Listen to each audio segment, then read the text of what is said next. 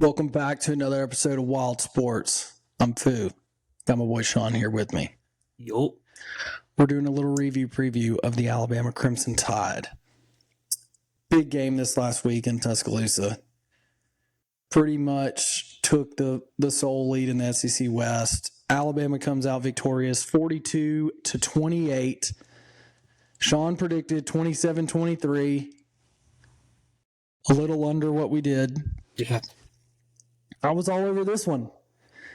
I picked 34-28. So I missed it by a touchdown, just about. Very close. What a game. I got to be there in person. One of the most interesting games I've ever been to, as far as it was like watching an NCAA PlayStation 2 or PlayStation 2. Well, I'm dating myself. What are they at now? Fives? Yeah, we're at the 5 now. Okay, it's like a PlayStation 5. PlayStation 2 is the last time NCAA was out, right? Or I think 3? so. No, I think 2 is right. Okay, so it was just the battle of Milroe and Jaden Daniels. It was drop back, throw it, or take off running. It was just like old school. Milroe ended with 15-23 for 219 yards, no touchdowns, no interceptions, but he followed that up with 20 carries for 155 yards and 4 touchdowns. So the man went off. And Jaden Daniels did the same thing. Almost the same stat line in the passing column. He was 15 of 24 for 219. So same passing yards, 2 touchdowns, and interception. And he had 11 carries for 163 yards and a touchdown. So literally the first half was the same thing, back and forth.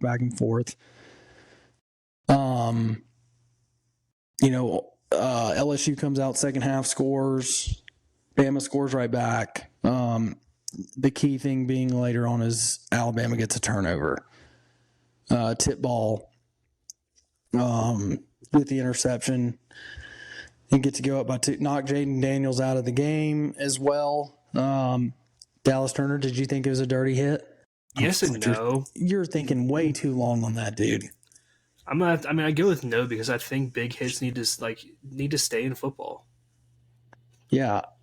My thing is the guy's been tearing you up all game. It's like you're going to ask a defender to slow up. Look, I even saw T-Bob, who used to play for LSU, said, I want guys like that. And I want football like that. That's football. It's like the only sport other than probably hockey that you're allowed to be violent in. It's a violent game. It was a violent hit. Do I think it was roughing the passer? Absolutely, because of the rule of coming down on top of them. But, it's all great when you watch it in slow motion. And you see it. When you review things in slow motion, it's always going to look bad, man. It changes the perspective. But when you watch it fast, it's a bang, bang. It's a football play. So, anyway, that was kind of the deciding factor. Daniels goes out. It's pretty much over. The key, obviously, Alabama was 11 of 14 on third down, so they were able to pretty much do what they wanted to do. We were able to run the ball, throw the ball a little bit. LSU was pretty much able to do the same thing until Jaden Daniels went out. The key factor, the turnover. Alabama had none. LSU had 1. Comes down to that in big games. So, an overall a really fun game. Just a rowdy crowd, man. I hadn't seen Tuscaloosa like that in a while. That's good. It's just That's exactly what I'm hoping for. It's like it changes. I think for so long we never felt threatened. So the crowd was kind of always, kind of in it, but it felt like kind of Tuscaloosa of old. Everybody felt threatened, and it got rowdy. And I think I think they had about 5 pre-snap penalties. So, definitely made a difference. Definitely made an impact. Milroe's really starting to come into his own groove as a playmaker. Maybe not so much as a QB. Yeah. But as a playmaker for sure, without a doubt. I'm not saying he can't figure it out as a QB, but if he does, he will be the most dangerous player in college football.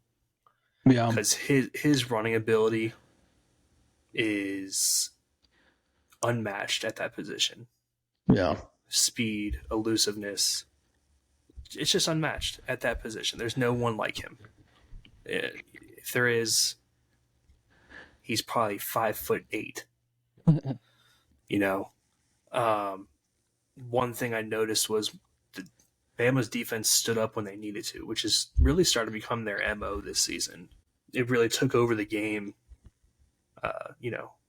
taking out a QB maliciously. It's just kind of what Football, happens. baby. I love it. I love it. It's like I loved it. It's like when Georgia players say go after receivers. I don't understand that MO. I don't get it. I like it. I mean, I was a dirty football player. It's like, so to me, it's like, if you can break the quarterback's jaw, then do it. Or Like, I don't ever. Yeah. But that's yeah. different. I didn't mean to do that. But no, I mean, I love that. I loved it, man. I had some people that were mad at me in the stands because, of course, I mean, it's a game changer. You know what I mean? It is. And it's like, it wasn't a dirty hit. Like, I don't want to see someone like dirty. No, we don't want any Nick Fairleys going on. No, I don't want anything like that. But like, if you get a good free run shot at a quarterback and you can knock his jaw off, do it. Do it. Yeah. For our bettors, I meant to say this earlier, so I apologize. Bama minus 3.5 hit, and the over of 60.5 was well in hand. Right? Yeah. What was the final? 41 what? 42-28. Yeah, that's 70 points right there. Yep. And we missed 2 field goals too. Will Reichard. The curse. Yeah. You said the commentator said it right before he kicked it? Yeah, I think Hickman said that. Yeah. Yeah. I don't really have much to say about the game. Back and forth, QB battle, old school, playmaker versus playmaker. You guys just kind of do your thing. I'll get you the ball if I need to get you the ball type of game. Yeah. Final stat I want to throw out. Like you said, talking about the Alabama defense. Second half points. I sent y'all this the other day. Second half points against LSU, who's one of the best offenses, probably the best offense going into Saturday. Tennessee, who's a pretty solid offense. Ole Miss, solid offense, and Texas A&M. Alabama's allowed 13 points combined in the second half to those 4 teams. That man knows his adjustments, man. Yeah, that will make you win some big football games. So moving on into this week, at Kentucky, 11 a.m. ESPN. Alabama minus 11. 12 p.m. Eastern. 12 p.m. Eastern, that's correct. I don't know. Does this kind of feel like a trap game to you? I don't know. It's just you've had back-to-back super emotional games with Tennessee, LSU, big games, revenge games, lost last year, all this hype around it. And then you've got to go to Kentucky, get up, play it at 11 a.m. early game. Does this feel trappy to you? I'll give you my honest opinion. My honest opinion is yes, it does feel trappy. Kentucky's a physical football team. You're coming off of back-to-back rival week wins. What you said? Where they beat you last year? Revenge. Thank you. Rival revenge wins, and you're a double-digit favorite on the road against a physical team in the SEC. My answer is yes, it does feel a bit trappy. My not so honest answer is if the roles were reversed, you would tell me to shut up.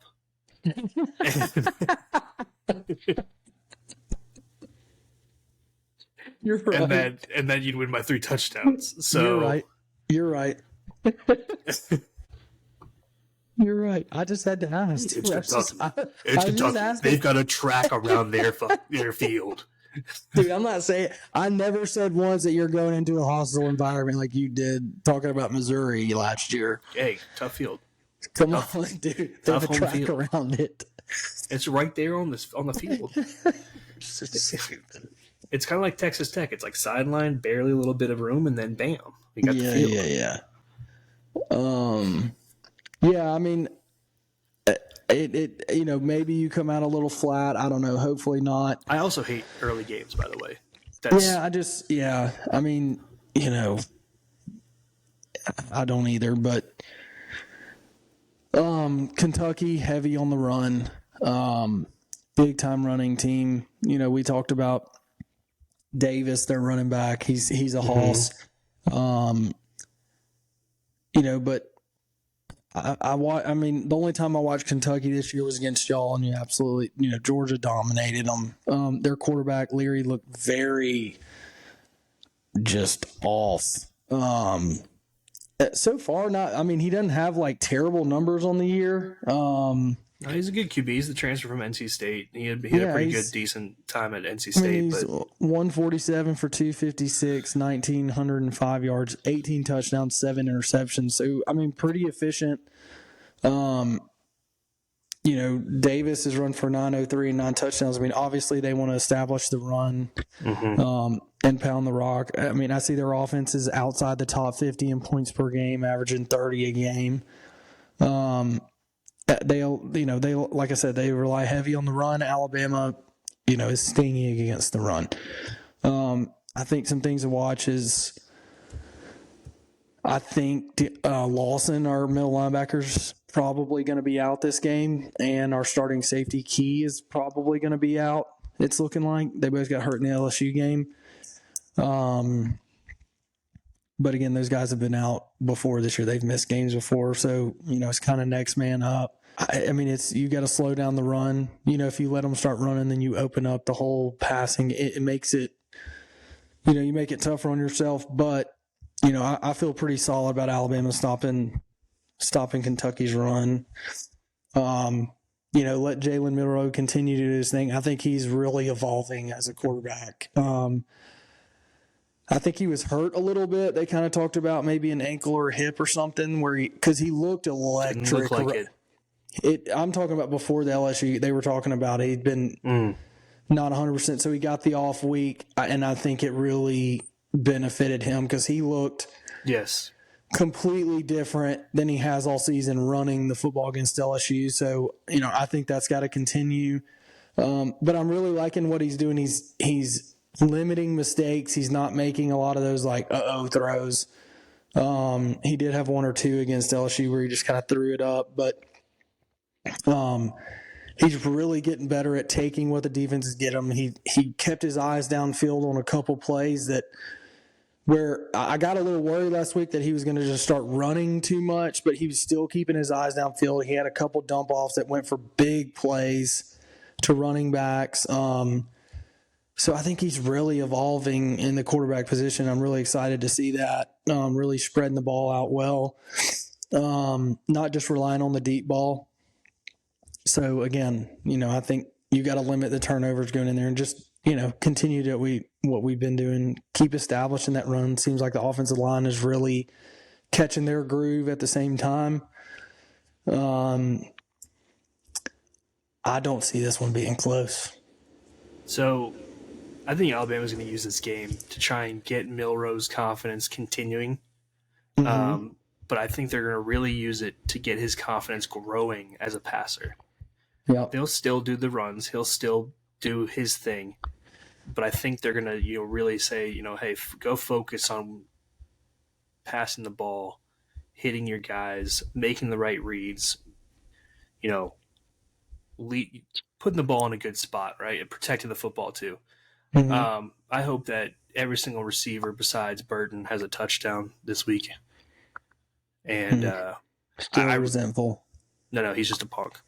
I think that Kentucky has a hard time moving the ball against Bama consistently this week. I also don't have it very close. What you got? I got a 3-touchdown game. Okay. All right. I've got Alabama 38 Oh, wow. and Kentucky 16. You can't make this up. I've got Alabama 38-13. I got it written down right there. So we're all over each other on this one. Wow. I had to bring this up because you talked about transfers. Mm-hmm. Did you see Coach Saban after the game talk to Aaron Anderson, the one that transferred from Alabama to LSU?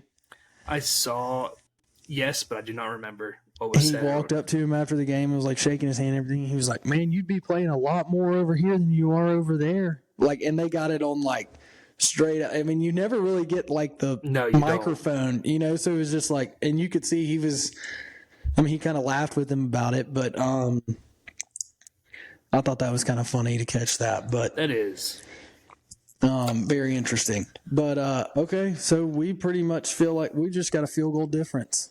You got Kentucky scoring one more field goal than I do. Yes. So, all right, that's interesting. I like it. We'll see what the Tide can do. Y'all like, comment, subscribe. Let me know, how'd you feel about Alabama last week against LSU? What are your thoughts there? What are your predictions against Kentucky?